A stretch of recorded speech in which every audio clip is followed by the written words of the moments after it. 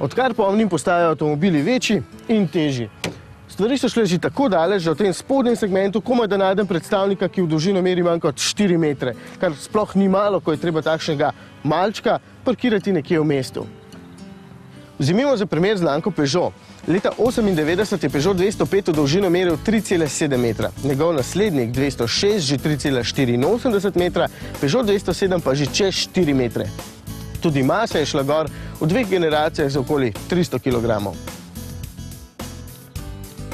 Zato sem vesel, da se je pri 208 stvar obrnila v trend, ki ga v zadnjih letih uporabljajo številni in je ta avtomobil dejansko krajši od predhodnika.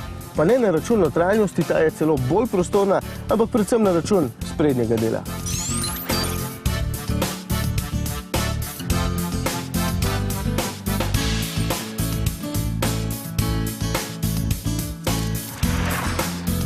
Notranjo se mi zdi mešanica nežnih linij, ki bodo všeč predvsem gospodičnam. Ve, še vedno predstavljate glavnino kupcev, a je hkrati dovolj resna in s tem zaslonom na dotik dovolj moderna, da bo všeč tudi moškim. Mladim, ker ima ta zaslon na dotik, ker ima 2 USB vhoda, ker ima Bluetooth povezavo, in starejšim, ker notranjost ni konfuzna z nešteto gumbi, samo par jih je, se bo pa treba navaditi na tale zaslon.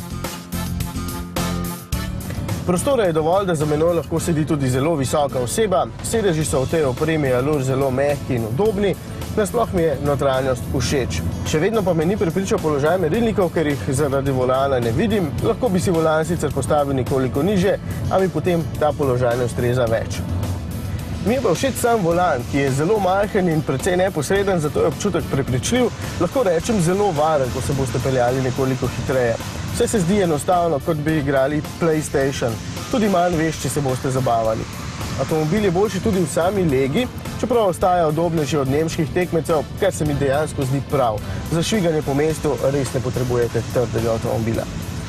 Edina šibka točka ostaja motor oziroma dejansko njegov menjalnik. Ta 1,4 litrski VTI ponuja 70 kW, kar se mi zdi povsem dovolj, bi si pa želel 6-stopenjskega menjalnika, a ima menjalnik le 5 prestav.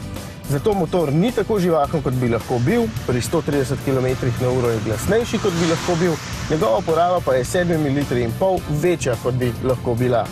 Pa še natančnost ni njegova vrlina. Dejansko je 208 dober avtomobil, pri katerem se čuti preskok iz predhodnika in pri Peugeotu so se res potrudili, ker je še lep bo prepričal marsikoga, za takšnega s tem paketom opreme in s tem motorjem pa boste morali odšteti 14 000 evrov.